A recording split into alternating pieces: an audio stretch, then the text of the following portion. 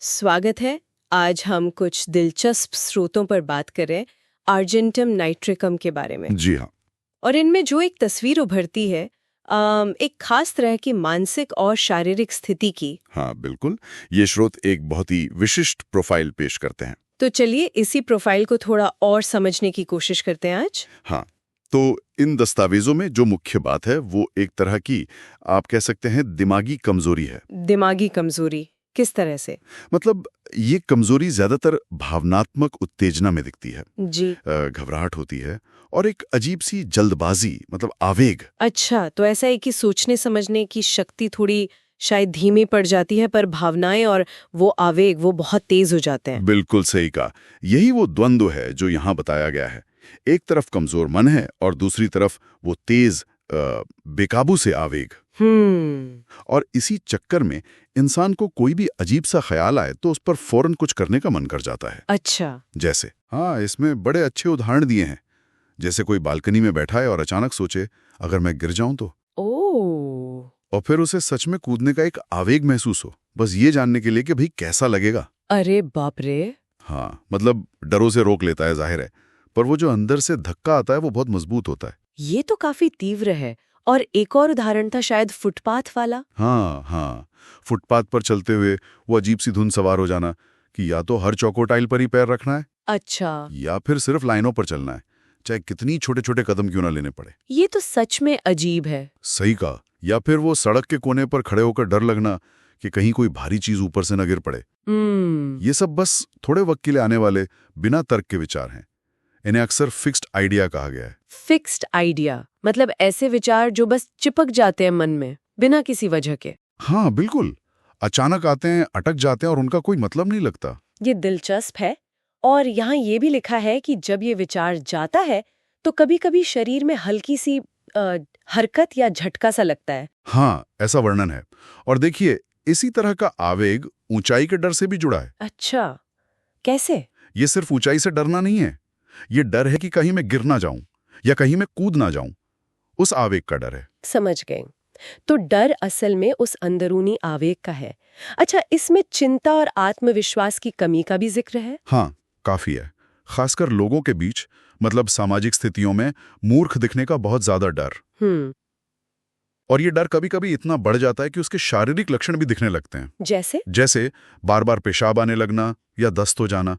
यहां तक कि इसे अंधविश्वासी सोच से भी जोड़ा गया है। अच्छा, क्या इस पूरी मानसिक उथल-पुथल का असर, मतलब व्यक्ति कैसा दिखता है, उस पर भी पड़ता है?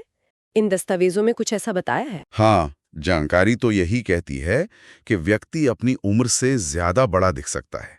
चेहरा थोड़ा मुरझाया हुआ सा, झुर्रियां दिख सकती हैं, खासकर माथे के आसपास। ओह, एक तरह का, क्या कहते हैं, सिकुड़ा हुआ सा लुक। अच्छा।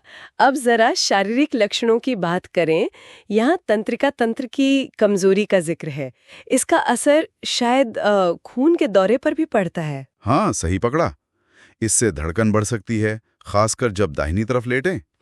और पूरे शरीर में अचानक से गर्मी लगने की लहरें उठ सकती हैं। अच्छा, और एक खास बात ये भी है शायद कि गर्मी से तकलीफ बढ़ती है। हाँ, गर्मी से दिक्कत बढ़ती है, लेकिन खुली हवा, ताज़ी हवा अच्छी लगती है।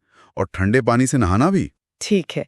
और पाचन के बारे में कुछ खास?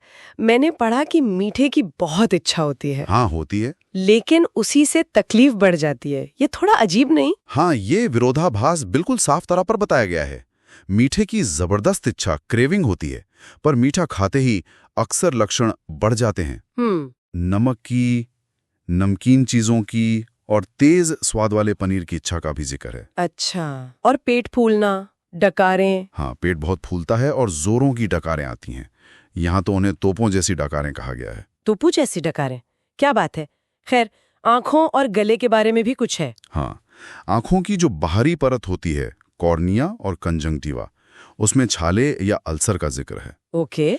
और एक चुभने वाला दर्द, जैसे कोई कांटा या फांस गड़ी हो, वैसा दर्द गले में भी और आंखों में भी महसूस हो सकता है। तो अगर हम इन सब बातों को जोड़कर देखें, ये अजीब विचार, ये डर, शारीरिक लक्षण, इन सब में वो आवेग, वो एक तरह की जल्दबाजी, वो बार बार दिखती है ना? निश्चित रूप से।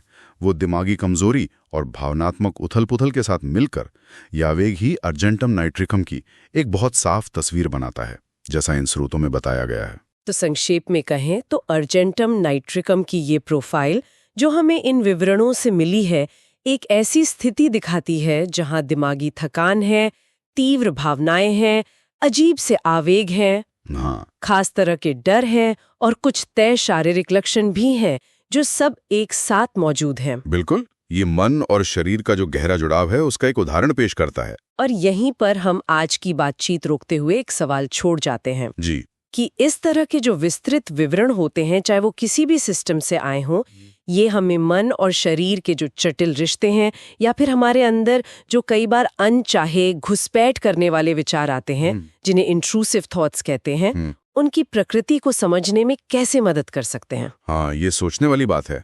इस पर सोचा जा सकता है।